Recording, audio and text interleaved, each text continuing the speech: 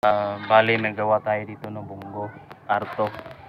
So naging problema niya is ayaw mag-start, tapos itinulak mag-start. Pero kung kapag umaga malamig yung makina, hard start, tuluyan ng mag-drain yung battery, no. So ito po naging problema niya.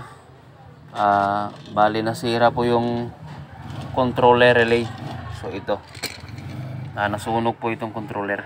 So ayan, so nasunog, nagkaroon ng corrosion at pumasok kasi yung tubig. So bali wala namang mabibili dito kasi dito sa amin sa bundok, no? Sambuanga Sibugay. So ang ginawa natin, baka makatulong po sa inyo, ay hindi ko na pinalitan ito. So ito po naging problema niya, isa, at saka yung glue plug, pati yung glue plug, no, sira din yung glue plug, ayaw mag-hit, kaya ayaw talaga mag-start. So ginawa natin, bumili tayo ng relay, push button. So ito yung push button switch.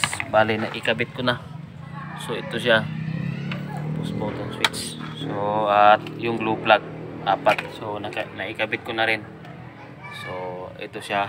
At ang ginawa ko po, huwag kayong kakabit ng push button na hindi ginagamitan ng relay, no.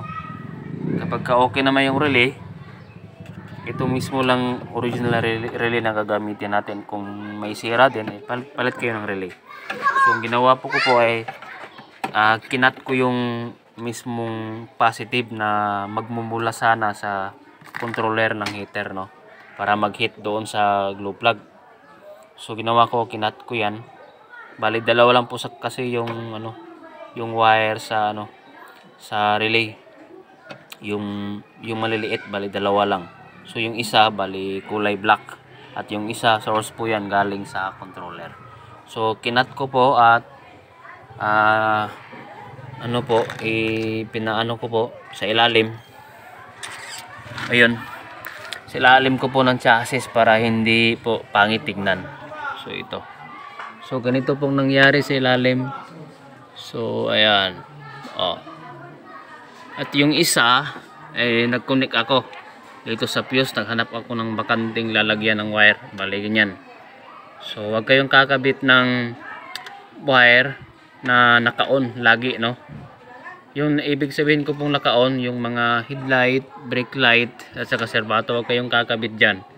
Magkakabit kayo kapag naka-on lang yung susi. So ganyan. Ayan, ito test. Lagyan natin tester para makita nyo, naka-off yan. So walang kuryente po dito sa kinabitan natin ng wire para sa glue plug. So wala po siya. Pag po yan, pag pinapa-on natin yung susi, nagkakaroon po ng signal. So yan, kuryente. So dyan tayo kakabit, no. Yung isa lang pong patatakbo natin na wire patungong relay. Wag po dalawa, kasi kapag dalawa, magkakaroon ng hit yung wire at baka masunog, no. So bale ayun po siya. So susubukan natin, no. So bale ganun pa rin sa original, i-on yung susi bago tayo mag-hit, i-push lang. Ayan, so bale naririnig nyo, no. Ayan, mga 10 seconds or 8, under na yan. Ayan. Pero kung kapag mainit na yung makina, naka-under na, po yan ang hindi heater. So kita nyo naman, lagyan natin ng tester para makita nyo mag-hit talaga.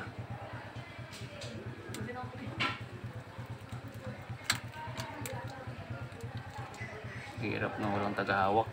So ayan,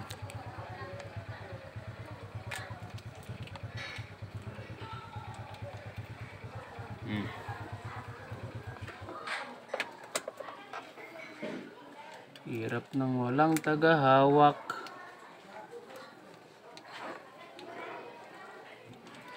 Ayan, so mali yan. Iilaw yan kapag nag-post tayo. Ayun oh. So, dito tayo. Ayan lang. So, bali aandar yan. Mga 5. 1, 2, 3, 4, 5. And start.